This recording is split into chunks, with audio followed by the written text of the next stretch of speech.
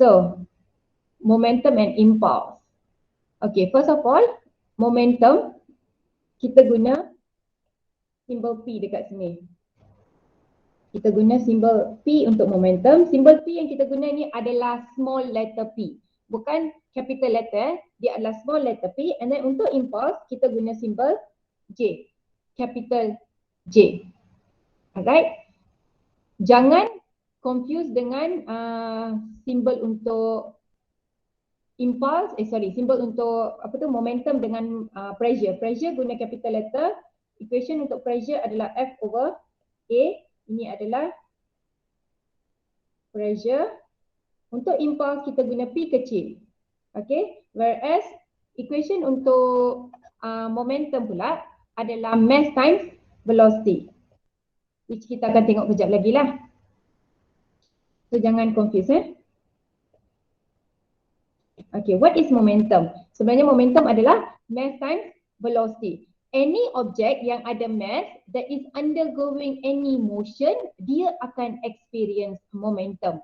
Wajib experience momentum as long as that object obviously akan ada mass, experience velocity. As long as dia under motion, dia akan experience momentum dekat sini. So, momentum P is equals to mass times velocity dekat sini. Okay, dan kita tahu momentum is a vector quantity. As you can see here, momentum is a vector quantity. Okay, dan kita tahu by now vector quantity must have magnitude and also direction. Dia kena ada magnitude and direction. Okay, direction siapa yang momentum follow? Momentum will be following the direction of the velocity dekat sini sebab dalam term P is equals to mv ini, P is a vector, V is a vector. V dekat sini adalah velocity. Mass is a scalar quantity. Mass adalah hanya kita tengah cakap pasal berat sesuatu objek. Okay, we are just talking about the mass. We are not talking about the weight dekat sini. Okay, so dia adalah scalar, dia tak ada direction. Therefore, momentum kita akan ambil direction yang sama dengan velocity. So, let's say kita ada satu objek, it's going to ada mass lah, ada mass M, is going to move in this direction. Okay, direction dia adalah ke kanan.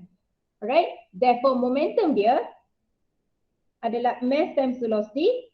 Lepas dapatkan nilai, kita kena tunjuk direction dia. Direction dia adalah to the right as well. Dia ikut direction of the velocity. Alright. Okay, so kalau velocity ubah direction ke kiri, your momentum is going to change direction to the left as well. Okay. Kalau kamu tengok dekat sini, the unit for momentum is kg ms negative 1. Kg is the unit for mass and ms negative 1 adalah unit for the velocity. Kg is ms negative 1 here. This is the unit for your momentum. Okay, kalau kita lihat dari segi dimension, if you remember you studied dimension in chapter 1, kita ada belajar dimension. Dimension dekat chapter 1 dia cakap kita akan associate symbols with the particular term yang kita nak. So untuk momentum, dia punya dimension akan jadi dekat sini. Yang senang adalah kita tahu mass, simbol untuk mass adalah capital M. Velocity dekat sini adalah derived quantity which comes from basic unit, iaitu displacement over time. Displacement adalah length, time adalah T lah kan. So kita akan guna LT negative 1 dekat sini. So what happens to your dimension here is ML T negative 1. This is the dimension for your momentum. Okay. So next kita nak tengok pada okay. Nak cakap pasal resolving ni, before that saya nak cakap pasal direction. So coming back to direction, kita tahu velocity. Velocity kalau dia ke kanan, velocity dia adalah positif. Kalau dia ke atas, velocity dia adalah positif juga. Okay, we are very aware of this by now lah kan. And then if it's to the left ataupun downwards, velocity kita akan ambil negative. Begitu juga dengan momentum kita. Our momentum is going to have the same sign, positive dan juga negative, following the direction of the velocity. To the right gives us a positive momentum, upwards gives us a positive momentum juga. To the left gives us a negative momentum, downwards gives us a negative momentum dekat sini. Okay, ini adalah direction and also sign convention for our momentum ikut velocity. Sama saja macam velocity dekat sini. Alright, next adalah we are going to look at the relationship in this equation.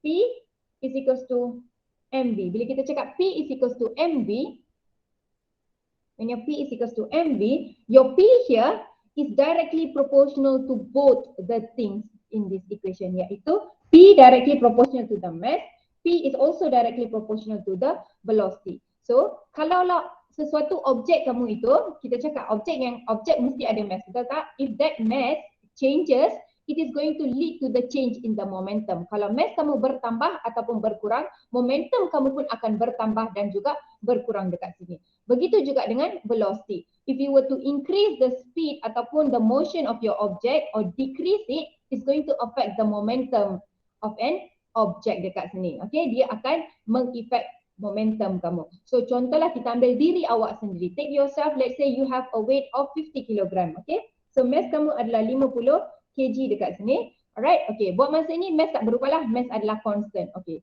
contoh awak tengah jalan. Bila awak tengah jalan, you're going to have a certain speed at what you are walking. Betul tak? Speed kamu itu is going to give you velocity dekat sini. So bila kamu darab your mass with the velocity, kita akan dapat a particular momentum dekat sini. Let's say if you increase the speed of you walking, awak start untuk jalan dengan lebih laju.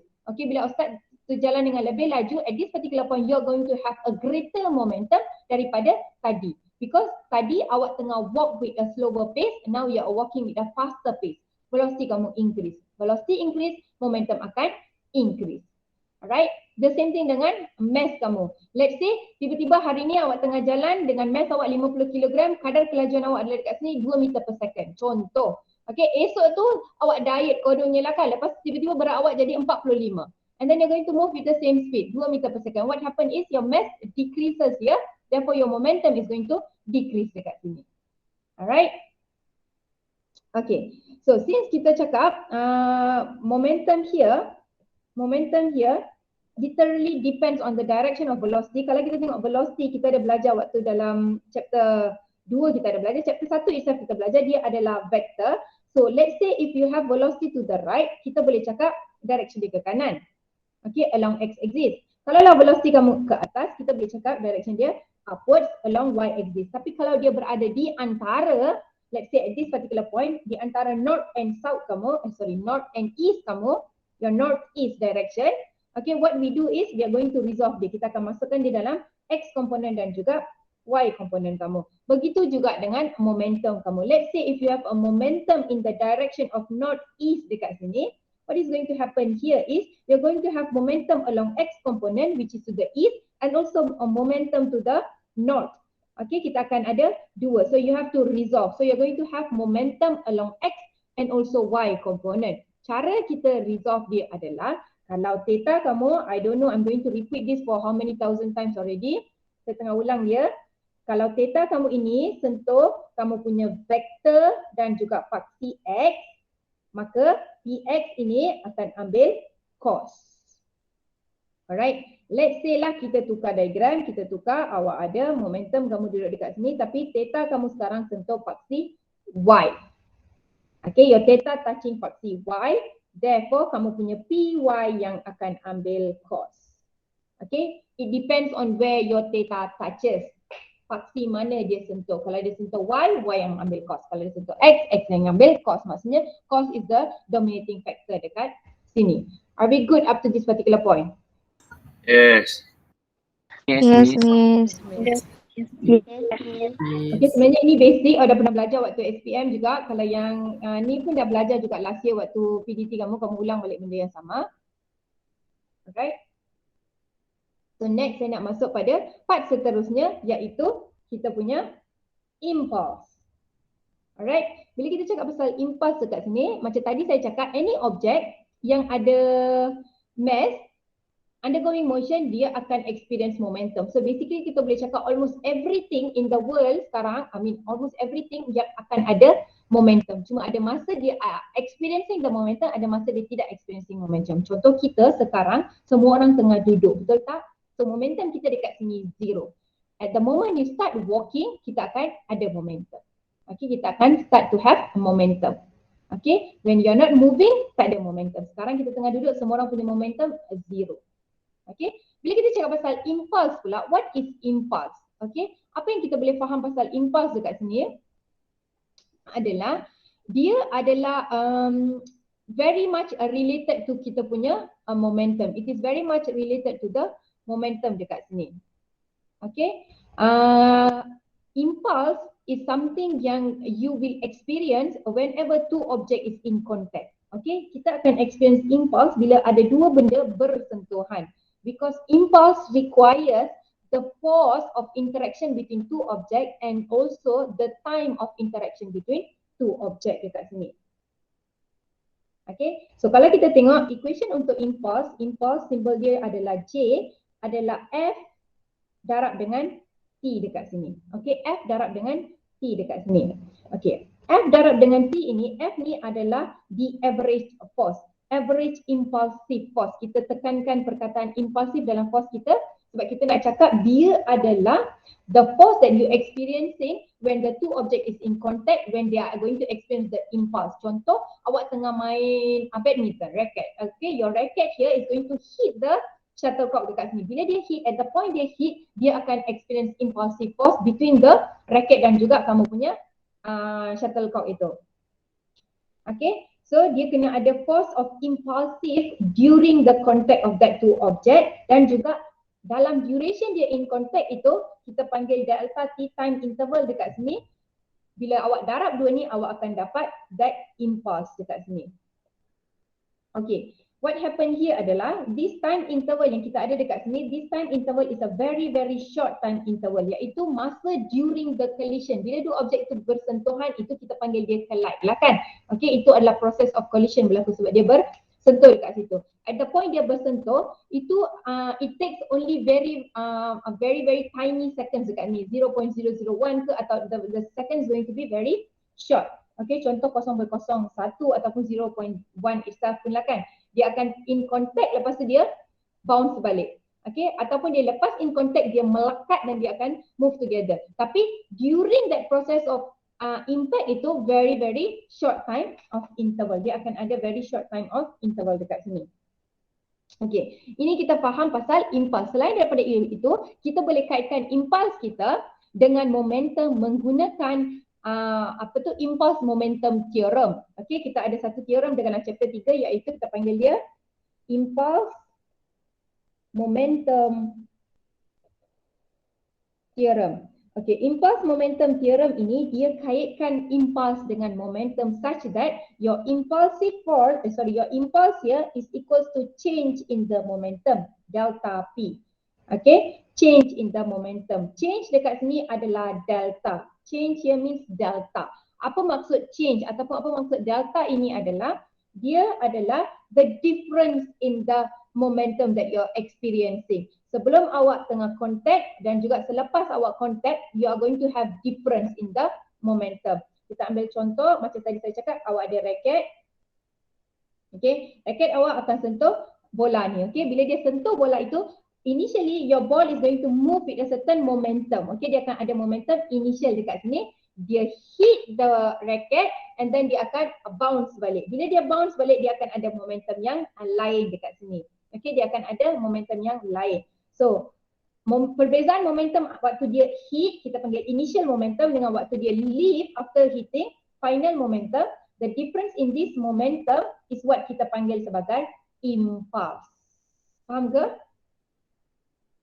Faham. Faham. Betul Alright. Okay. Impulse dekat sini, bila saya cakap change in the momentum, kita boleh samakan dia dengan final momentum minus initial momentum. Final momentum tu apa? Momentum adalah mass times dengan velocity. So kalau momentum adalah final, we are talking about the velocity final, iaitu velocity lepas dia berlanggar, after the collision occur. Minus dengan initial momentum, mass darab dengan velocity juga. Velocity dekat sini akan jadi initial velocity. So dia akan jadi V initial. Tapi kita ada simbol yang khas untuk final velocity dan juga initial velocity, iaitu V dan juga U. So we are going to use mv minus mu dekat sini. Objek yang tengah bergerak itu adalah objek yang sama, masih still the same ball dekat sini. So dia akan ada mass yang sama, so you can factorize the mass becomes m minus u dekat sini.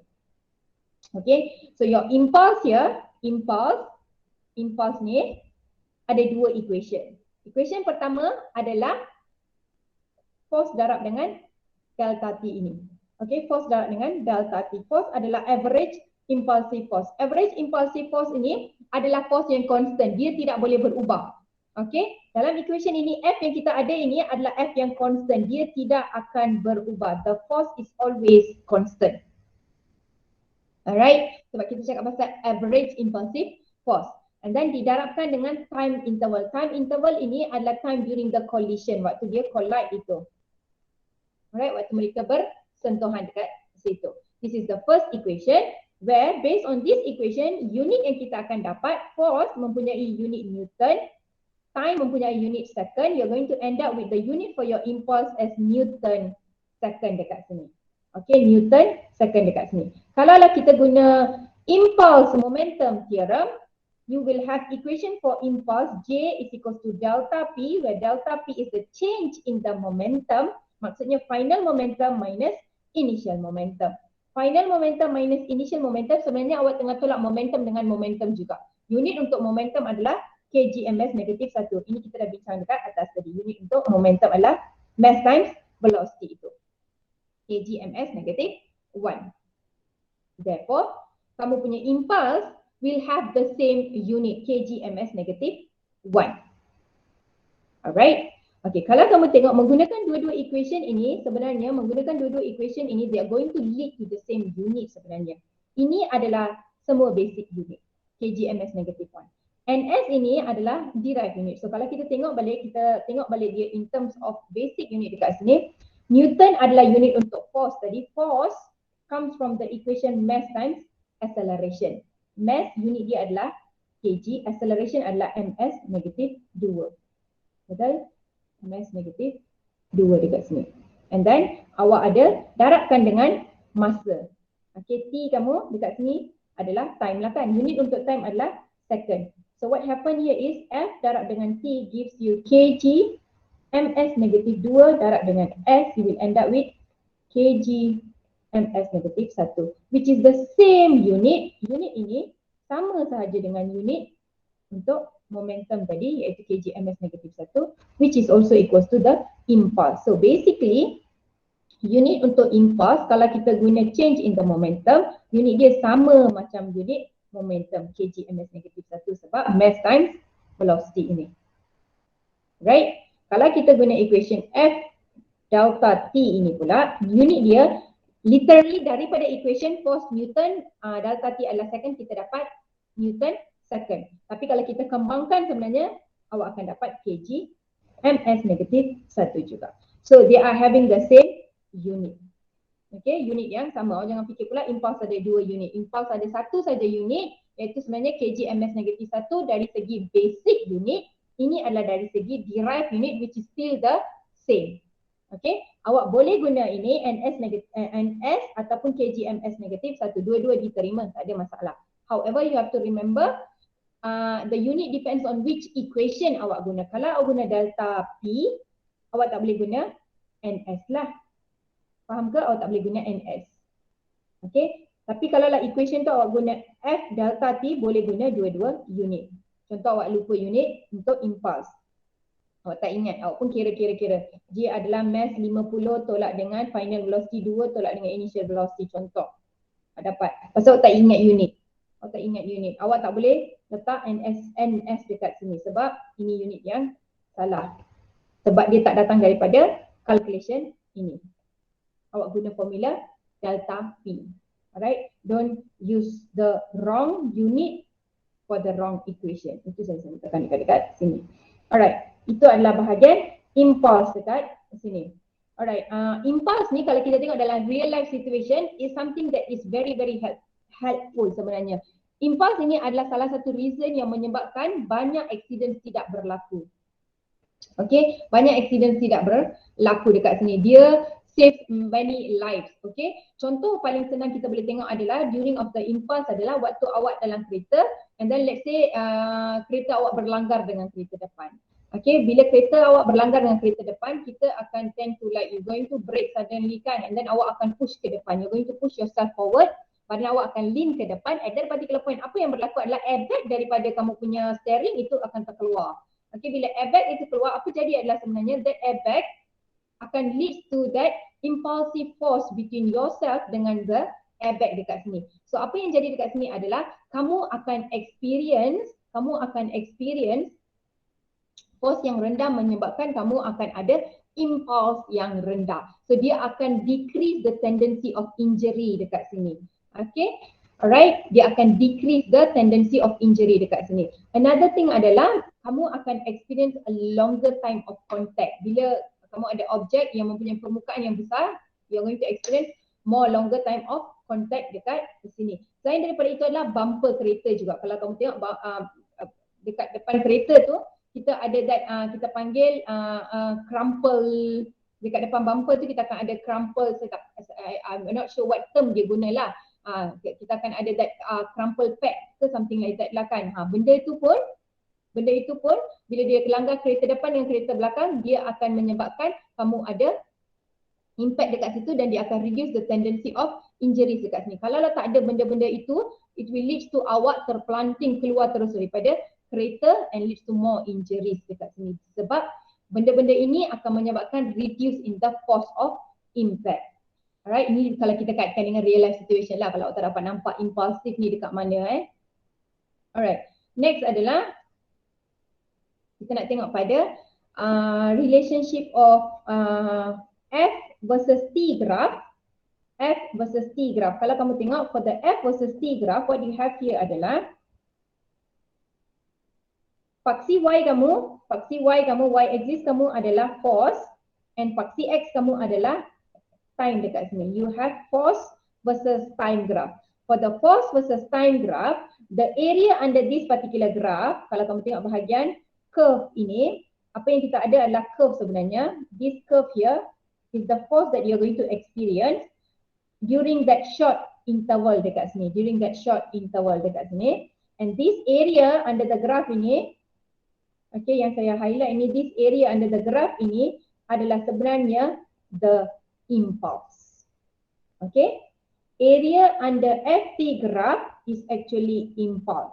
So selain daripada nilai given in the question, dia boleh bagi graph sahaja and dia suruh kamu deduce what is the impulse. Okay, contoh saya bagi graph yang paling senang dulu lah. Graph katakan kamu ada F versus T dekat sini and then kamu ada gini. Right, dia kata force yang kamu experience adalah 5 Newton. Time interval kamu daripada 2 saat sampailah ke 4 saat ini. From 2 second to 4 second. Okay. So to find the impulse dekat sini, apa yang kamu buat adalah kamu kira area ini. Area of this graph, iaitu rectangle dekat sini lah kan. Alright. Apa yang kamu ada adalah 5 darab dengan this duration here 2. Awak dapatlah 10. 10 adalah impulse kamu kg, ms negatif 1 ataupun ns dekat sini. Alright, this is your impulse. Okay, however, bila dia bagi graph yang bentuk curve, boleh jadi dia bagi bentuk curve dekat sini, you're experiencing this force between two object under this curve dekat sini. Okay, force yang kamu experience ni adalah bukan sekata, tadi linear 5 Newton saja, sekarang force kamu berubah-ubah. Okay, force yang kamu experience berubah-ubah. Okay, macam mana boleh force berubah-ubah? Sebab tadi saya cakap force yang kita nak adalah constant force sahaja, betul tak? Okay, constant force ini adalah selepas kita kira dia punya average. Tapi secara asalnya kalau kita tengok sesuatu case, during that collision, your force is going to change. Contoh awak ada raket dekat sini, awak ada bola datang. Bila bola ini datang, at the point the ball touches the racket, maksudnya baru nak start bersentuh, okay? Baru kita nak start masa bila T1 ni lah kan. Okay, pada saat ini, force yang kamu ada adalah 0. You do not have any force yet. Okay, sebab dia baru nak sentuh. Okay, Lepas dia sentuh, dia akan slowly macam melekat sikit lah. Dia akan slowly ada impact. At that particular point, the force is going to increase sampailah dah reach maximum point dekat sini. When you have maximum force, lepas tu dia akan rebound balik. Okay, dia nak keluar balik. Okay, at the point dia start to leave that racket, dia akan ada force yang kosong balik. So what happen is basically the force is going to increase. Daripada 0 sampailah ke maximum force that dia react on that particular object sampailah kamu dapat balik kosong. Once you have got kosong balik, dia dah leave that object dekat sini. Okay, so since the value of the force is changing, kita nak constant force saja. Oleh sebab kita nak constant force saja, kita akan ambil dia punya average daripada sini. Okay, macam mana nak tahu apa nilai average? Because the value of the force is changing dekat sini dan dia bukannya straight line graph. Dia adalah curve graph. Bila curve graph nak cari average force, kita kena integrate selalunya. You have to integrate. Okay, guna kaedah integration dekat sini. Alright, we don't like all this impulse. Ini adalah impulse sebenarnya. Alright, I know we don't like this integration sebenarnya. Kita tak minat benda-benda nak integrate ni. So apa yang kita akan buat adalah, cara paling sedang adalah awak masih boleh cari area under the graph untuk dapatkan force kamu. Iaitu kalau kamu tengok sebenarnya this part of your graph, this part ini sebenarnya adalah this part. And then this part is actually this part. So indirectly curve yang kamu ada ini sebenarnya dia tengah form another square je dekat sini. Okay, dia form square sahaja dekat sini. So from here awak boleh dapatkan awak punya literally average kamu, average force berapa, dapatkan average force kamu and then ambil the time interval daripada F0 ke F0 balik and then awak carilah area dia, awak boleh dapat impulse balik. So you don't have to go through that integration process dekat sini. So tak kisahlah dia bagi graf bentuk macam mana pun, bentuk curve ataupun bentuk square itself. Kalau dia bagi square, terus cari area under the graph, darab je panjang kali lebar. Kalau dia bagi curve pun, kita akan guna square juga. Cuma awak kena tentukan mana yang average dia itu sahaja. Okay, are we good? Yes, Miss. Yes, miss. Yes, miss. Yes, miss. Yes, miss. Okay, next kita akan proceed dengan conservation of linear momentum. Okay, conservation of linear momentum, dia ada principle dia. According to the principle of conservation of linear momentum, it states that total momentum is zero ataupun constant if no external force acts on a closed system. Okay, alright. First kita kena faham term-term yang kita ada dekat sini sebelum kita literally understand the principle of conservation of linear momentum dekat sini. Alright. The first thing kita nak fokus adalah apa maksud the total momentum dekat sini. Okay, kita nak fahamkan dulu apa maksud total momentum. Okay, total momentum adalah apa sahaja momentum that you're going to have in a particular case. Okay, apa sahaja momentum yang kita akan ada in a particular case. Okay, so contoh awak tengah ada objek tengah bergerak lah kan. Bila objek tengah bergerak, momentum dia dekat sini adalah the mass darab dengan the velocity dekat sini. Okay, itu kita cakap. Tapi kalau kita ada more than one object is moving, kita kena consider the momentum of both the object ataupun semua objek yang tengah bergerak dekat sini. So total momentum leads to the whatever object that you have is undergoing motion, kita kena consider dia punya momentum dekat sini. Selalunya untuk case conservation of linear momentum ini, we must have object colliding. Kita kena ada objek yang tengah collide. Untuk collide, dua objek itu kena bergerak dan collide. Okay, so total momentum yang kita tengah cakap dekat sini adalah momentum of objek yang akan collide itu. Dia kata total momentum is zero ataupun constant. Okay, momentum yang kita kena dapat bila awak tambah semua momentum tu is either dia kena zero ataupun constant. Kita fokus pada constant dulu. Okay, zero kejap lagi saya datang. Kita fokus pada constant dulu. Okay, apa maksud constant dekat sini adalah apa saja nilai yang kamu ada sebelum kena sama dengan nilai selepas. Maksudnya nilai dia tidak boleh berubah. So let's say kita ambil contoh dekat sini, awak ada dua objek. Objek pertama adalah M1 dekat sini. Okay, dia tengah bergerak ke kanan. Okay, so oleh sebab dia adalah objek yang ada mass M1 dan dia tengah bergerak ke kanan dengan velocity U1, dia akan ada momentum. Okay, so kita boleh kira momentum dia akan jadi MU dekat sini. Okay, mass times velocity. Okay, tapi Ini adalah objek satu. Untuk differentiate between objek, sebab kita ada dua objek yang tengah bergerak, saya guna subscript 1 dekat sini, M1 darab dengan U1. Okay, so this is the momentum of the first object. And then kita ada objek kedua. Your second object is also moving. The second object is also moving, so dia pun akan ada momentum dia. So momentum dia akan jadi M2 U2. Alright. Okay. Dua-dua objek ini tengah bergerak ke arah each other. So they are moving towards each other, and we know when they are moving towards each other, they have tendency to collide dekat sini. Okay, dia ada tendensi untuk collide, berlanggar dekat sini. So perjalanan sebelum dia berlanggar ini, before the collision, kita panggil initial momentum. Okay, kita panggil initial momentum. Okay, kita panggil dia P initial. Okay, kita ada berapa banyak P initial? Kita ada dua P initial, iaitu P1 dan juga P2, sebab dua objek tengah bergerak. Dua-dua objek ini ada momentum dia. Okay, so ini kita panggil total momentum initial ataupun total momentum before collision. So kita panggil dia summation of P initial. Summation adalah awak tambah semua momentum yang awak ada for the case before the collision dekat sini. Alright, summation of P initial akan jadi P1 campur dengan P2. Kita ada dua je objek yang tengah bergerak. So dua objek ni ada momentum P1 dan juga P2. And then P1 kita adalah M1 U1 plus dengan M2 U2. Okay. Apa sahaja jawapan yang kita dapat dekat sini? Apa sahaja jawapan yang kita dapat dekat sini? Selepas dia berlanggar, kita kena kekalkan nilai yang kita ada ini. Sebab dia cakap the total momentum is constant. Maksud dia tak boleh berubah. Okay. And then apa jadi adalah dia akan collide. After dia collide, okay, after the collision, dia boleh jadi dia rebound ataupun boleh jadi dia stick together and move together ataupun apa saja boleh jadilah. So cuma kita sekarang nak tengok pada term dari segi momentum dia sahaja. So after they collide, proses after ini dia akan ada momentum juga because the object with particular mass is moving with a particular velocity dekat sini. So dia akan ada momentum. So objek pertama akan ada momentum satu. Objek kedua akan ada momentum kedua dekat sini. Okay. Oleh sebab ini adalah after collision, so momentum pertama dia akan jadi M1, kita panggil final velocity. Tadi adalah initial velocity, ini yang kita panggil velocity seterusnya, iaitu selepas collision. Ini akan jadi M2 V2. Okay. So your after collision is going to have summation of P final, iaitu selepas collision berlaku. Initial adalah before collision, final adalah after collision. So you're going to have P1 plus P2 juga. Cuma P1 kita sekarang adalah M1 V1 plus with M2 V2.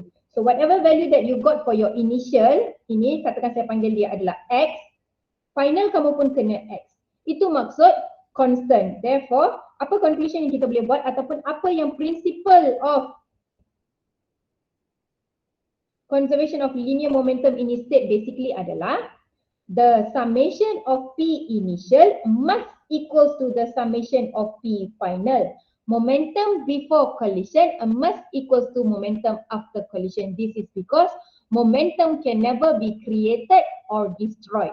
Maksudnya kita tak boleh ada penambahan momentum dalam tengah jalan ataupun kita tak boleh ada momentum being destroyed in a system. Okay, dalam sesuatu sistem. So konsep yang perlanggaran ini antara dua objek ini kita panggil satu sistem. Okay, dua objek ini datang bergerak, berlanggar, collision berlaku and then mereka rebound dekat sini. This whole thing kita panggil one system. Dalam satu sistem, momentum yang kita ada asal kena sama dengan momentum akhir. Kita tak boleh tiba-tiba asal adalah X, akhir dia jadi Y dekat sini. Cannot. Okay, kita kena kekalkan momentum dia. The momentum is conserved. Cannot be created nor destroyed dekat sini. Okay, so basically ini adalah equation kita. M1 U1 plus M2 U2 kena sama dengan M1 V1 plus M2 V2. So ini adalah before collision must equals to after collision. Tapi dia cakap dekat sini dalam principle of conservation dia ada syarat. Dia kata if no external force acts on a closed system. Okay, selalunya benda ini jaranglah berlaku. Closed system ini kita hanya boleh capai bila contoh dekat space. Kenapa adalah sebab kita akan ada external force sebenarnya. Kita tak boleh neglect all these external force. Contoh paling senang adalah bila dua kereta berada di jalan raya berlanggar. Okay, so satu kereta A tengah bergerak dekat depan, kereta B dekat belakang datang dengan laju langgar kereta A itu dari belakang. So this is your car A moving with a slower pace, datang dari belakang kereta B. Kereta B ni lagi laju. Okay, dia datang, dia langgar, bang. Bila dia datang, dia langgar dekat sini, momentum yang asal ada, ini P1 kamu, ini P2, initial momentum kamu kena conserve, kena sama dengan final momentum. However, kita punya ini bukan closed system because kita ada external force. Contoh external force yang kita ada adalah dekat sini adalah friction, iaitu friction between the tire of the car and the road itself. Kita akan ada friction. Cuma dalam syllabus kita akan neglect all this. Kita akan assume kita ada perfect closed system dekat sini. Kita akan neglect all these external factors unless it is mentioned in the question. Tapi tak payah risaulah, memang kita akan neglect semua ni. Okay, so dalam syllabus kita akan cakap dia memang conserve. Okay, dia memang conserve sebab kita neglect any external forces. Contoh external forces dekat sini adalah friction, air resistance. Semua ini kita abaikan. Kita cakap seolah-olah dia tak wujud. Are we clear here? Yes, Miss. Yes. Yes, Miss. Yes, Okay. So, kena faham this principle of conservation of linear momentum. Apa dia cakap adalah total momentum is zero ataupun constant if no external force act on a closed system. So dalam syllabus kita akan assume semua ini adalah closed system, perfect closed system yang tak ada external force. Therefore, momentum dia kena conserve dekat sini. So as long as two object is going to collide, dia punya you can apply that principle of conservation of linear momentum. Maksudnya momentum sebelum dia punya collision kena sama dengan after dia punya collision. So P initial kena sama dengan P final. Tapi you have to be careful when you want to find your P initial, kena consider semua momentum. Maksudnya momentum of every object. Kalau ada dua objek, kena consider dua-dua momentum dia. Alright? Kalau ada tiga objek yang collide, so kena cari momentum untuk kesemua tiga-tiga objek itu. Alright, ini adalah case constant. Dari tadi saya cakap pasal constant. Kalau case zero pula, macam mana kita nak tahu total momentum itu zero? So, kalaulah ini case momentum initial dia ada nilai. So, saya cakap ada X, betul tak? So, momentum final dia pun kena X dekat sini. Maksudnya nilai dia kena sama dekat sini. Alright, nilai dia kena sama dekat sini. Okay, kalau zero maksudnya initial dia kosong. Okay, so momentum asal dia kosong, maka momentum akhir dia pun kenalah kosong dekat sini. Tapi dia akan involve some kind of motion juga dekat sini. Okay, contoh adalah kita ambil case paling senang dekat sini adalah dari segi kita punya gun, revolver. Okay, bila awak nak tembak gun dekat sini, apa yang akan jadi adalah awak ada pistol. Okay, pistol kamu ni, bullet duduk dekat dalam. Okay, bullet akan duduk dekat dalam. Ini kita panggil case momentum kita, total momentum zero. Ini adalah case total momentum dia zero, ataupun kita panggil dia case explosion. Okay, sama juga macam awak ada cannonball kan?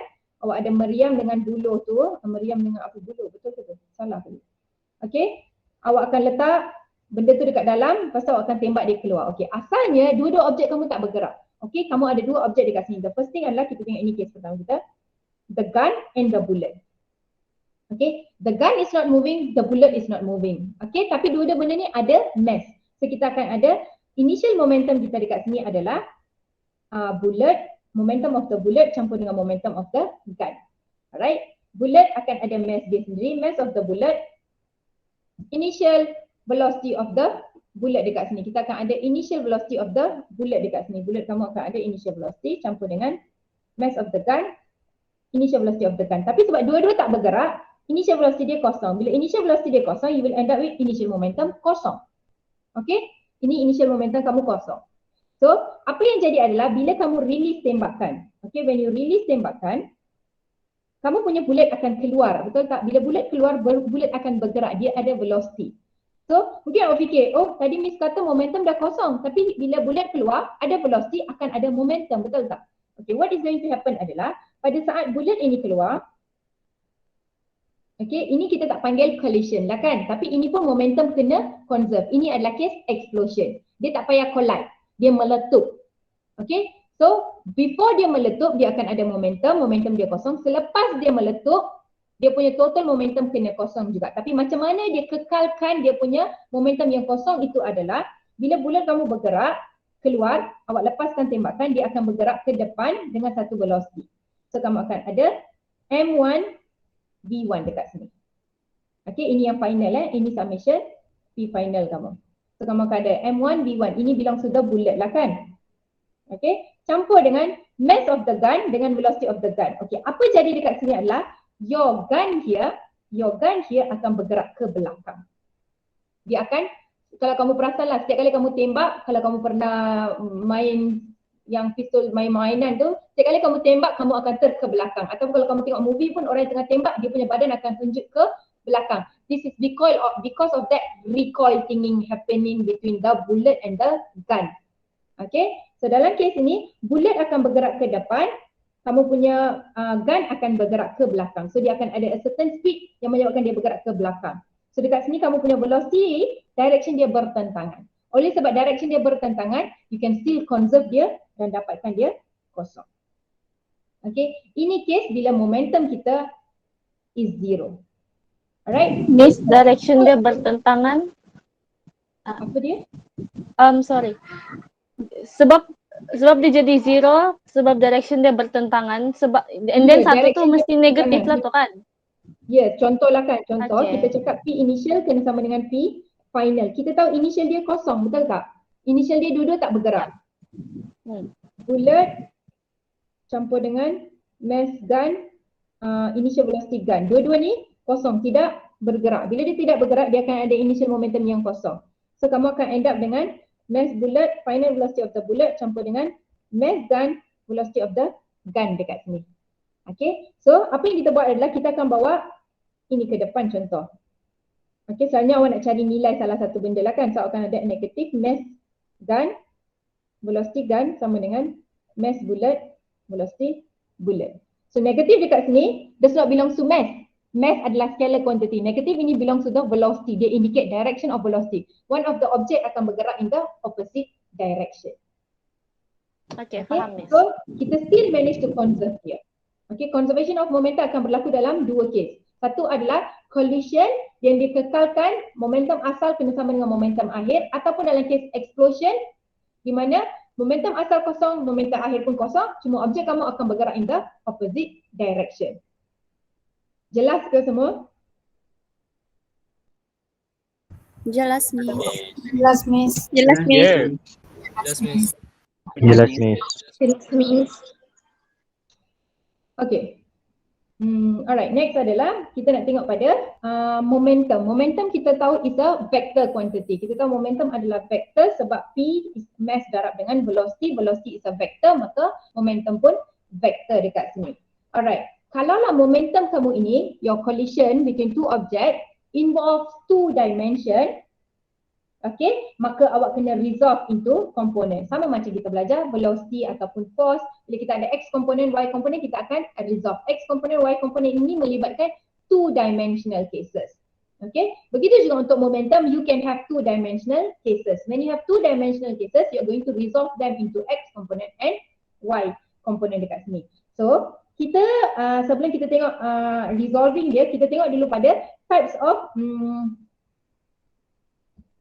ataupun what is one dimensional collision ataupun what is two dimensional collision dekat sini. Alright, untuk case pertama dekat sini kita ada head on collision. So awak kena tengok kadang-kadang dalam soalan dia suka guna perkataan head on collision. Kalau dia kata head on collision, itu adalah case 1D component. Maksudnya objek yang nak berlanggar ini akan bergerak along komponen yang sama. Selepas dia langgar, dia akan kekalkan dia punya pergerakan dalam komponen yang sama masih. Bukan lepas dia langgar, satu gerak ke atas, satu gerak ke kanan, tak ada. Kalau tadi asalnya dia adalah kiri kanan, lepas perlanggaran pun masih kiri kanan. Dia maksudnya masih komponen yang sama. Kita panggil dia head on collision, iaitu one dimensional collision. The velocity of each body just before impact is along the line of impact joining the center. Okay, contoh dekat sini, garisan yang putus-putus dekat sini adalah the line yang dekat tengah-tengah itu, line of impact dekat sini. So objek kamu sekarang, literally dia punya center dekat sini of both object bersentuhan dengan center of that particular line. Okay, so bila dua-dua objek ini berlanggar, dia akan bertemu dekat tengah-tengah. Okay, lepas perlanggaran berlaku, satu akan gerak ke kanan, satu lagi akan gerak ke kiri. The opposite direction daripada direction asal dia bergerak. Dan bila mereka bergerak, mereka masih bergerak along the component yang sama, hanya melibatkan satu axis sahaja, iaitu x-axis sahaja. Boleh jadi objek kamu tengah turun ke bawah, kamu ada satu objek tengah turun ke bawah, berlanggar dengan lagi satu objek yang tengah naik ke atas. Alright. Okay, lepas perlanggaran mungkin dia akan gerak macam ni after the collision. So as long as dia masih involve satu komponen sahaja, dekat dalam kes ni adalah y component, ini kita panggil one dimensional collision. Kalau dia adalah two dimensional collision, kita panggil dia non head on ataupun kita panggil dia oblique collision. Okay, kadang-kadang dia suka guna perkataan oblique dalam soalan, an oblique collision. Okay, dekat sini awak tahu dia memang two dimensional collision. Maksud two dimensional, kita kena guna x component, y component, kena resolve into x component dan y component. Bila kita cakap resolve into x component dan y component, kita hanya boleh tambah x dengan x, y dengan y. Tak boleh campur aduk dekat sini. Okay, so what is going to happen adalah, contoh dekat sini adalah line kita dekat sini adalah at this particular point. This is your line. Okay, dotted line kamu dekat sini. Objek kamu, dia tak adalah literally sitting at the center of your line. Dia tak duduk dekat tengah-tengah line kamu. Dia lari sikit. So bila mereka nak berlanggar, apa jadi? When they want to collide, they did not collide center dengan center. Dia collide CP-CP je gitu. Dia akan collide CP-CP, hujung dengan hujung. Bila mereka collide hujung dengan hujung, bila mereka rebound after the collision, mereka takkan rebound dalam komponen yang sama sebab mereka langgar CP. Apa yang akan jadi adalah, kalau kamu boleh nampak pergerakan tangan saya, okay, ini kalau dia datang on the straight line tau, dia datang, dia langgar straight, dia akan rebound pun straight. Okay, ini one dimensional, head on collision. Dia datang, dia langgar, dia akan patah balik gini. Tapi kalaulah dia yang langgar CP-CP tu, satu atas sikit, satu bawah, okay. Bila dia datang, dia langgar, awak tengok tangan saya pun, dia pun satu naik ke atas, satu turun ke bawah at a certain angle. So after the collision, they are not going to move in the one dimensional. So contoh dekat sini adalah, bola pertama kamu bola warna merah ini, lepas perlanggaran dia akan ke bawah at a certain angle. So ini adalah direction dia. Okay, bola kedua pula dekat sini, dia naik atas. After the collision, lepas dia langgar, mungkin dia gerak begini. So dia naik ke atas at a certain angle. So dia involve theta dekat sini. Bila kita ada theta dekat sini, apa yang jadi adalah you have to resolve. Okay. Yang penting kita kena ingat dekat sini adalah momentum tetap conserve. Once selepas collision berlaku, momentum yang dia ada before kena sama dengan momentum selepas. So untuk case one dimensional dekat sini, tadi kita cakap momentum kena conserve. So apa yang jadi adalah, okay, according to the conservation of momentum, equation kita akan jadi summation P initial kena sama dengan summation P final. Ini adalah untuk case head on collision. Okay, kita ada dua objek. Objek pertama bola nombor 3, objek kedua bola nombor 12. So kita panggil ini mass 1, ini mass 2. Bergerak dengan velocity U1 dengan U2. Okay, dua-dua bergerak, ini adalah sebelum collide, so ini adalah before collision. P initial kita. So kamu akan ada M1 U1 plus M2 U2. Summation dua-dua ini adalah P initial kamu.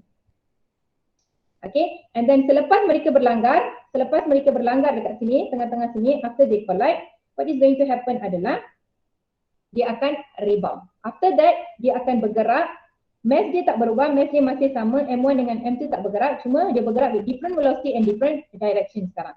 Ini akan ada velocity 2, ini kita panggil dia velocity 1 dekat sini. So you're going to have M1 V1 plus M2 V2. Okay, ini kita dah faham tadi, ini adalah conservation of momentum. Momentum before collision sama dengan momentum after collision. Untuk case non-head on ataupun oblique collision, case dia pun sama. Kita kena ada momentum, kena sentiasa conserve. Momentum dia tak boleh hilang. Cannot be destroyed nor created.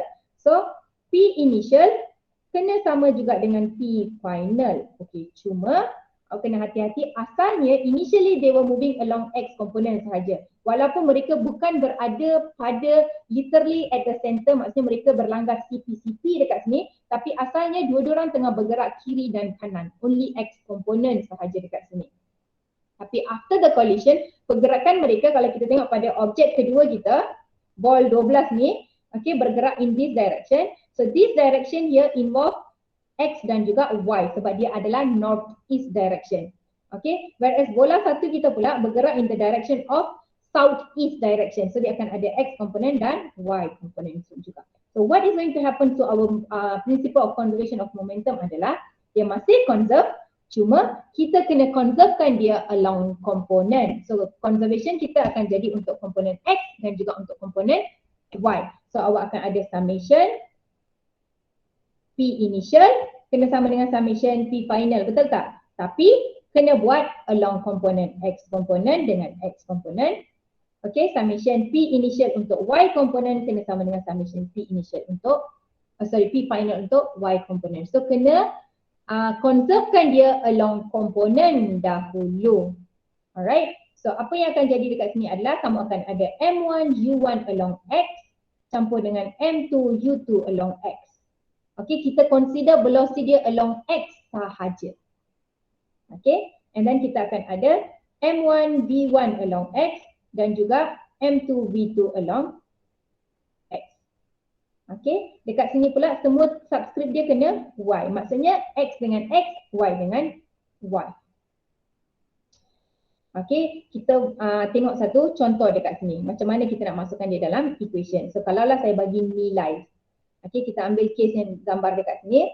Okay, let's say saya cakap mass 1 kita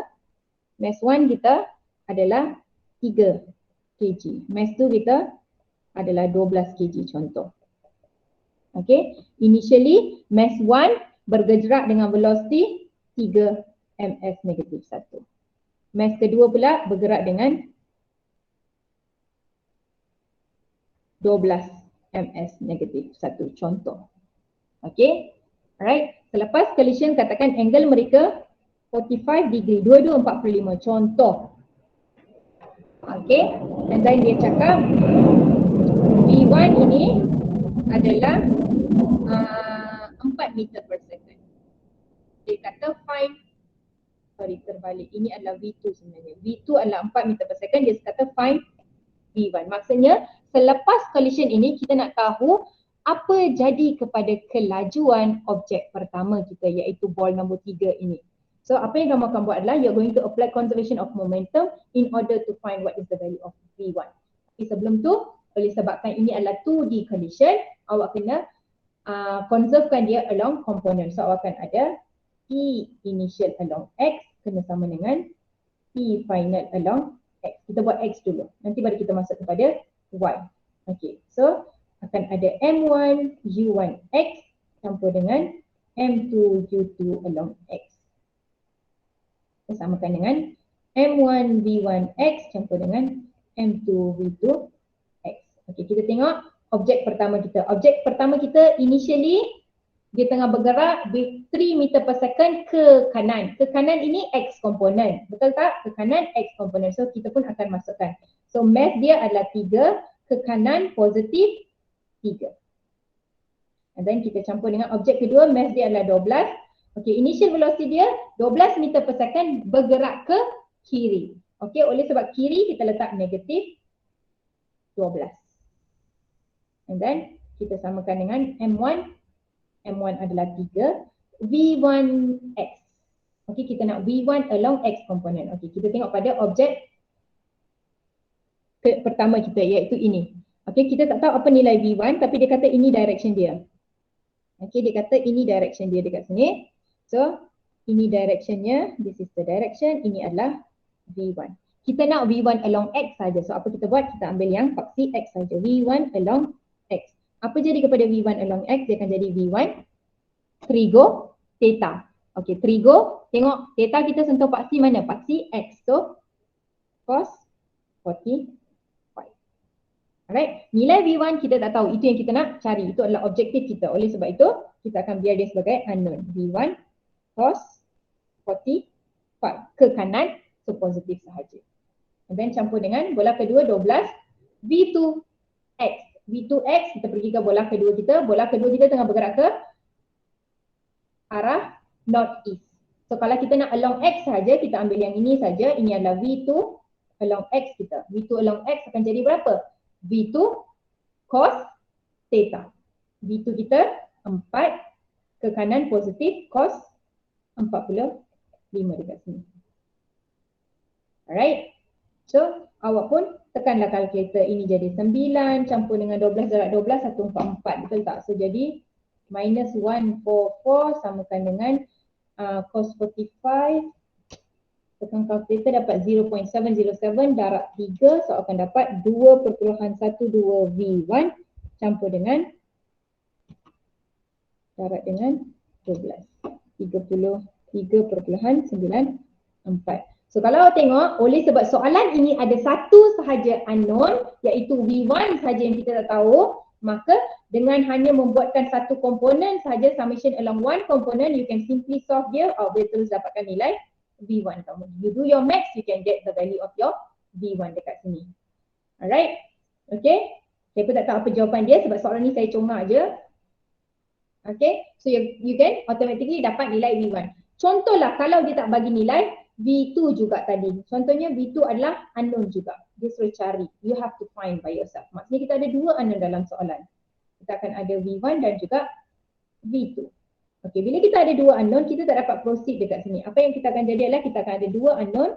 So what you have to do next adalah cos 45 darab 12 cuma kejap akan dapat 8.49 V2. So kita ada dua unknown dekat sini. So kita tak dapat selesaikan ni sebab kita ada V1 dan juga V2. Okay, so apa kita buat adalah next kita pergi ke summation along Y component pula. Sebab tadi dah buat X, kita kena dapatkan equation kedua kita. Sebab kita ada dua unknown. When you have two unknown, obviously you need two equation to solve that. Okay, so kita akan ada M1 U1 along Y campur M2 U2 along Y. M1 V1 Y campur M2 V2 Y.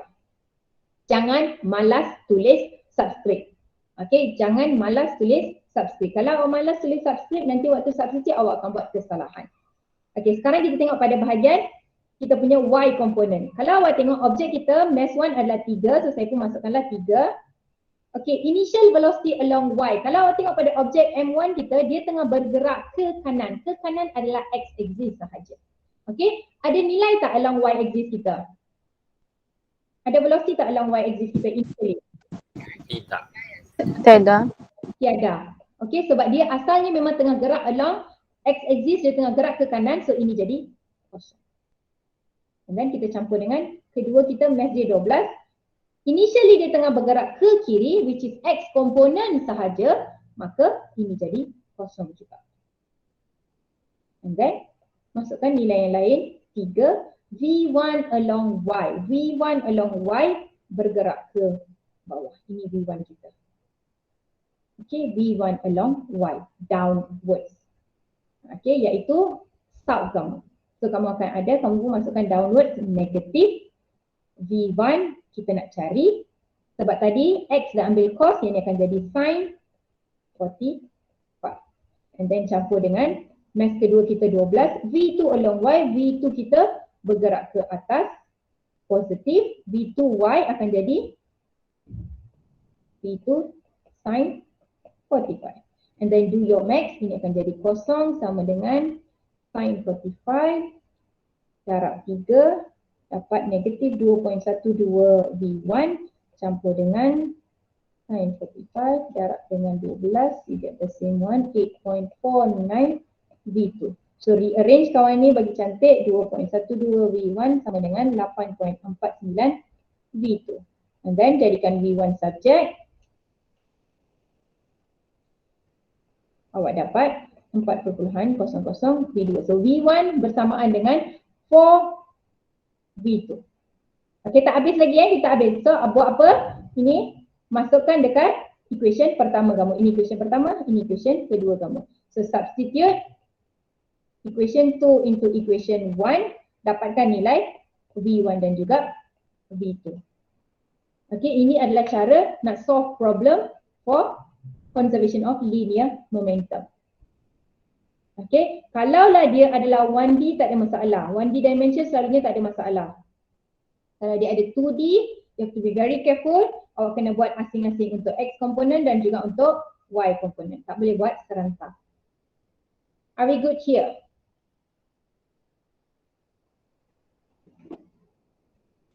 Yes. Yes, Miss. Yes, miss. Miss. Okay, alright. Okay ke semua? Alright. Impulse ni awak dah pernah belajar sebenarnya dekat waktu SPM lah.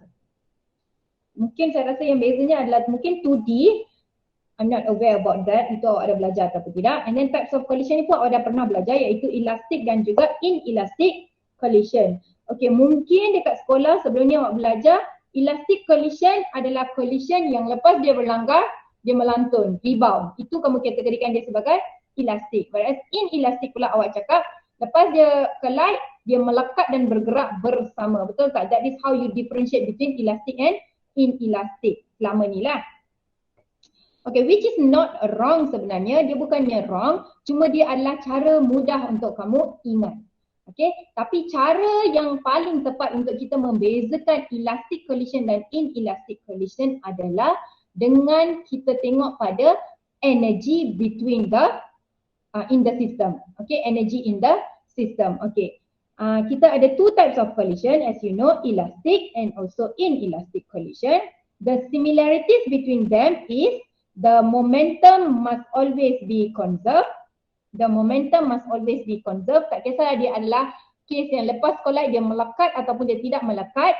Momentum sebelum dia collide dan juga momentum selepas dia collide kena sama. Tak kisah dia 1D component ataupun 2D component sekalipun, dia punya velocity, dia punya momentum tetap kena conserve. Walaupun dia adalah 2D component, dia punya momentum is conserved. Okay, and then bila kita cakap in terms of total energy adalah energy yang kita libatkan semua jenis energy, iaitu kinetic energy, potential energy, heat energy, ini semua jenis energy. Okay, when we are talking about all types of energy, dia punya energy pun kena conserve. Okay, however dalam syllabus kita tak tengok sangatlah bahagian total energy ini. Okay, kita hanya tengok pada a specific type of energy iaitu kinetic energy. Okay, total kinetic energy. Kita tak cakap pasal total energy tapi kita cakap pasal jenis energy itu iaitu kinetic energy dekat sini. Alright.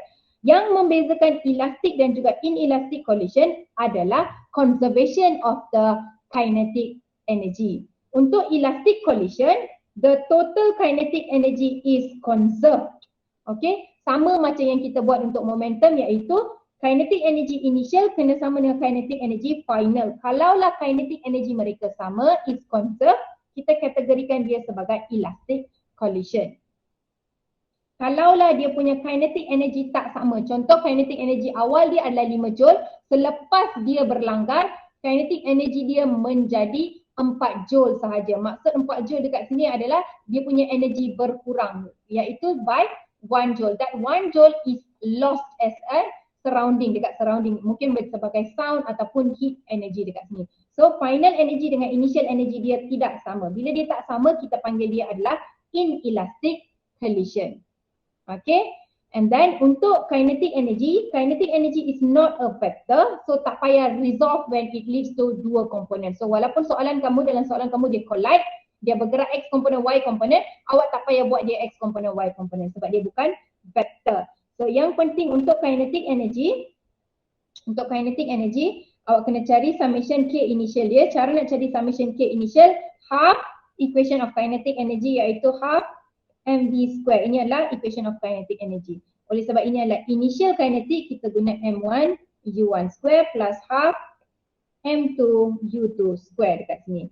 And then untuk final kinetic energy pula, dia akan jadi half m1 v1 square plus half m2 v2 square.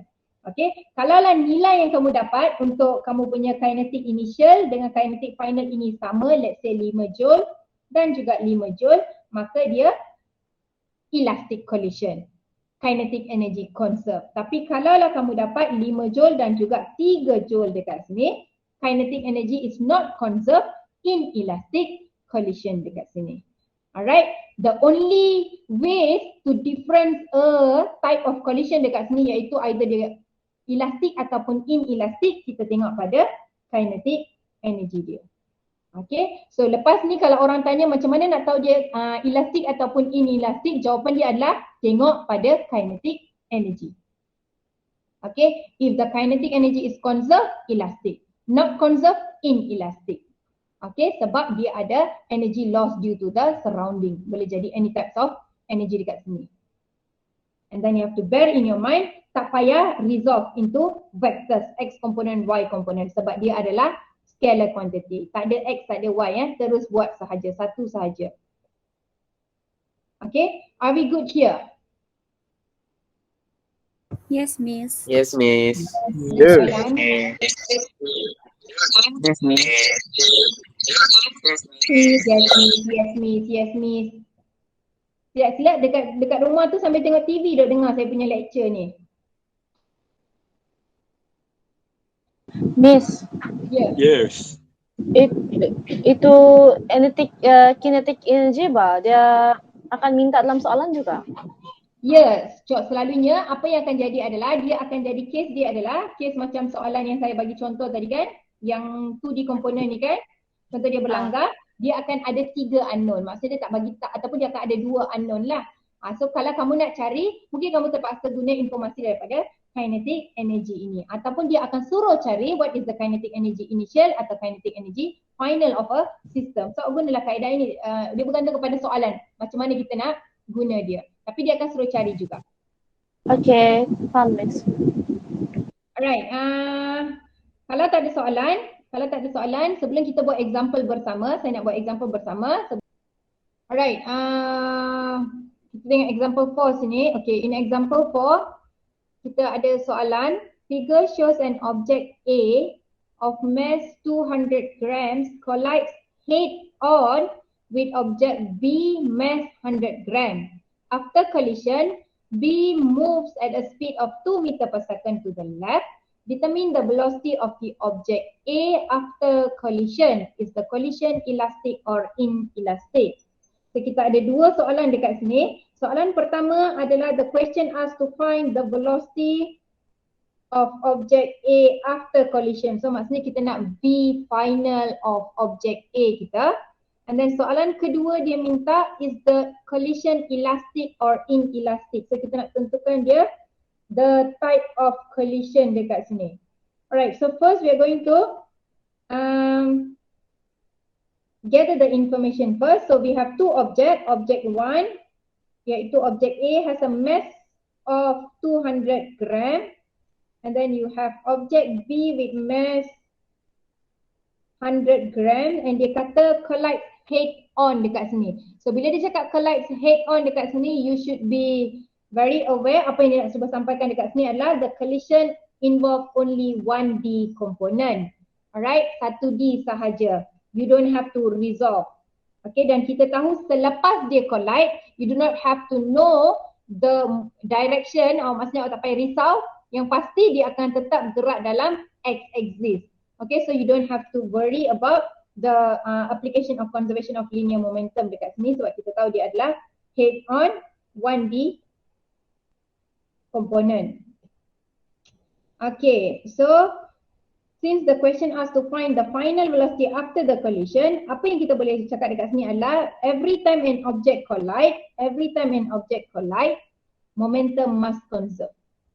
Momentum must conserve. So bila awak tengok perkataan collide sahaja, awak terus boleh come to a conclusion that you're going to use the equation of momentum dekat sini.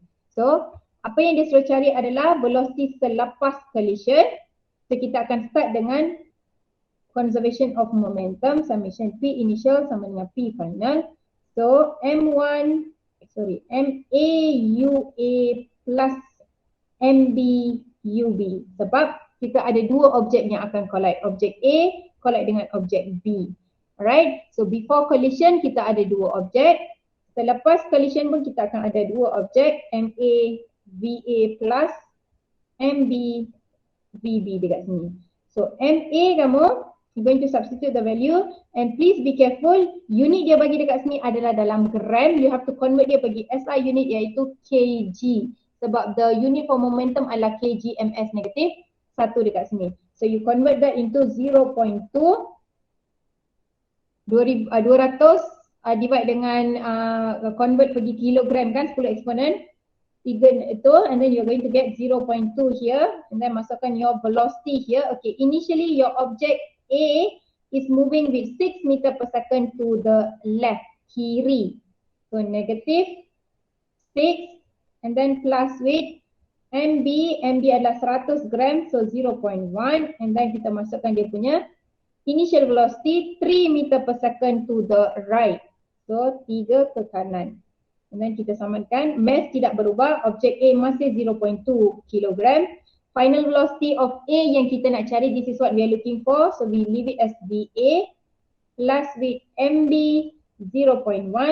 VB dia kata moves at the speed of 2 meter per second to the left. Dia cakap left. So negative 2 ms, negative 1 dekat sini. Alright. So now you do your max 0.2 darab dengan negative 6 and then plus with 0.3 kamu akan dapat negative 0.9 is equals to 0.2 VA minus 0.2 and then bawa ke sini dapat negative 0.7 is equals to 0.2 VA. So VA akan sama dengan 3.5 ms negatif 1. Okay, negatif dekat sini indicates the direction. Okay, awak boleh tinggalkan jawapan awak macam ni ataupun awak tulis VA is equals to 3.5 ms negative 1 to the left. So basically after object A and object B collide, lepas mereka berlanggar dekat sini, alright, what happen is object B is going to move to the left, begitu juga dengan object A is going to move to the left juga. Object B bergerak dengan 2 ms negatif 1, ini 3.5 ms negatif 1. This is after the collision. Okay, are we good here? Yes. Yes, miss. Yes, miss. Yes. Yes, miss. Miss. So tengok pada kalau- soalan, Miss, tengok apa dia saya ada minta, soalan, Miss. mesti dia akan minta velocity. Selalunya is either Miss. velocity after the collision ataupun before the collision. Awak tengoklah. Lepas tu kalau dia guna perkataan collide, maksudnya kita tahulah kita nak guna conservation of momentum Miss. dekat sini. Okay, so you're going to use the conservation of momentum dekat sini. Then apply dia, masukkan semua benda dekat sini. Yes Hakim, yes I notice you. Sabar. Saya tengah bercakap. Yes Hakim. Tadi ada orang mau tanya soalan, Miss. Hello, Miss. Miss dengar lah, Miss. Apa soalan awak, Rachel? Oh, kalau letak negatif saja, bolehkah jawapan akhir dia? Tidak payah explain yang to the left tu. Tidak payah. Macam ni pun dah diterima, boleh terima sebab negatif dalam kita dah tahu negatif here associate with the direction to the left. Okay, Miss. Thank you, Miss. Ini pun betul, ini pun betul. Okay, so kita dah jawab satu soalan. One more question is, the question asked is the collision elastic ataupun inelastic dekat sini. Alright, sebelum ni, kenapa saya padam? Okay, sebelum ni kalau macam saya cakap tadi waktu zaman SPM kamu mungkin you use the understanding of dia stick together, dia adalah stick together, tak tahulah kamu hafal macam mana kan. Dia adalah elastic and then dia rebound, kamu cakap dia Rebound dia stick elastic. together in elastic, dia rebound, dia elastic kali. That is how you memorize lah. Saya tak tahulah macam mana kamu memorize waktu zaman sekolah. Dan saya tadi pun cakap itu tak salah, itu cara mudah untuk kita hafal, tapi itu adalah satu misconception dekat sini. Alright, just because they stick and they do not stick does not decide their type of collision. So kalau nak tahu dia punya jenis collision, elastic ataupun inelastic, awak kena tengok pada kinetic energy. So untuk jawab soalan seterusnya adalah awak kena tengok whether kinetic energy dia conserve ataupun tidak. Untuk elastic, summation K initial kena sama dengan summation K final. conserve elastic. Kalau inelastic, summation K initial dia tidak akan sama dengan summation K final. Okay, ini adalah inelastic, they are not conserved. So for now, for you to identify whether dia elastic ataupun tidak, awak kena cari nilai K initial dengan K final dia. So awak cari K initial dulu. K initial kamu akan ada half, equation of kinetic energy adalah 1/2 mv square. You have two object, MA dan juga MB, so awak kena ada MA UA, jangan lupa square. Pelajar selalu buat careless mistake dekat bahagian sini, dia akan tertinggal square tu. Plus half MB UB square. So awak masukkan nilai dia. MA kamu tadi adalah 200 gram, 0.2 kg. UA dia adalah 6 meter per second dekat sini. Ke kiri. Okay, velocity dekat sini, velocity masih vector, so masukkan direction dia ke kiri. Negative 6. Square jangan lupa, plus half. MB adalah 0.1. UB adalah 3 meter per second to the right. So masukkan dia 3 saja dekat sini. Betul ke 3? Yes, 3. And then awak jangan lupa square. And then awak tekan calculator. 0.2 times negative 3.6 plus weight 0.45. So awak akan dapat negative 3.1515 joule. So ini adalah kinetic energy before collision. So if you get final pun yang sama, maka dia elastic. Kalau tak, dia inelastic. So find your K final pula. Summation K final half MA VA square plus half MB VB square. So half, mass tidak berubah. VA tadi kamu dah cari, you managed to find. So VA kamu adalah 3.5. Kena masukkan direction dia sebab velocity dekat sini. What are you substituting in this equation adalah velocity. So consider that. Oh, awak, saya baru perasan. Saya salah dekat mana. Miss. Saya rasa ada orang dia sini Jawapannya sebab cakap pasal ni ke? 0.05. Saya termasukkan negatif ni dekat sini. Okey, saya rasa saya kira betul. Cuma saya tak buang negatif. Negatif 6 square plus, bukan plus, darab 0.2. Sebenarnya saya saja je buat kesalahan sebab saya nak tengok kamu semua alert tak. Petang-petang macam ni kan, mana tahu mengantuk, tak dengar apa saya mengajar. 0.45 dan saya rasa Melody seorang je perasan sebab saya nampak dia seorang je raise hand tadi. Yang lain tu ikut je. So you should get 4.05 joule dekat sini. Alright, untuk yang final pula, 3.5 tadi. Square kan, campur dengan 1/2 MB 0.1.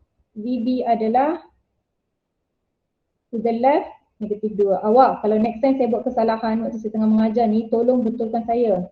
Silap-silap saya sekali dengan kawan-kawan kamu yang tak alert tu semua kan masuk kubur. Dengan pemahaman yang salah ini. 3.5 square. Dapat 1.225 plus weight 4 times 0.1, 0.2. Betul ke jawapan kita? 1.625. Sama tak? Enggak sama. Enggak sama. Saya salah kira lagi tu. 0.2 darab 3.5 square. Bahagi 2. 1.225. 0.1 darab 4. Bahagi 2. 6 lah. Contoh 1.225. 1.4. Okay. Alright. Did we get this initial and final kinetic energy? Yes. Yes. Yes, Miss. Okay, good. Terima kasih kerana memberi sokongan padu kepada saya. Okay, since the kinetic initial does not equals to kinetic final, therefore this is an inelastic collision. Okay? Inelastic collision. Faham? Miss, Yes, saya. Paham. Miss, Siapa tadi? Najla, ha? kalau untuk jawapan akhir kan boleh tulis simbol, jawapan dia simbol begitu kah atau mesti dalam full sentence? Awak kuat sikit. Kalau untuk jawapan akhir dia, bolehkah Aha. tulis yang guna simbol tu atau perlu dalam full sentence? Okey, saya dengar sampai jawapan akhir dia. Mungkin sebab speaker saya pun jauh. Okey, ulang Najla. Hello, boleh dengar kah Miss? Ya. Kuatkan sikit. Ha. Kalau untuk jawapan akhir dia kan, boleh tulis yang guna simbol kah atau perlu dalam full sentence? Oh, yang macam saya tulis ni boleh diterima sebab kita faham ini adalah apa. Sebab ini adalah memang equation yang ada dalam syllabus kita. So tak payah risau, diterima. Okay Miss, thank you. Alright, yang lain semua okay? Okay. Okay.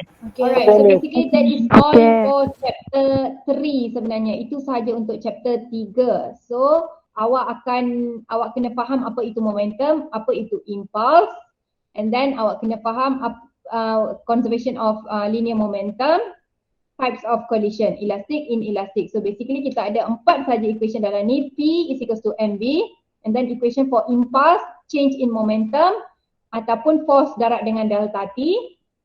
And then kita ada conservation of linear momentum, summation P initial kena sama dengan P final.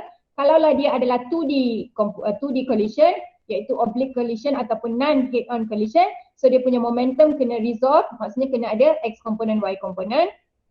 And then types of collision ini ditentukan menggunakan conservation of kinetic energy. Kalau conserve, K initial sama dengan K final. Kalau tak conserve, K initial tidak sama dengan K final. So ini je equation yang kita akan guna. 4 sahaja. So that's it for chapter 3.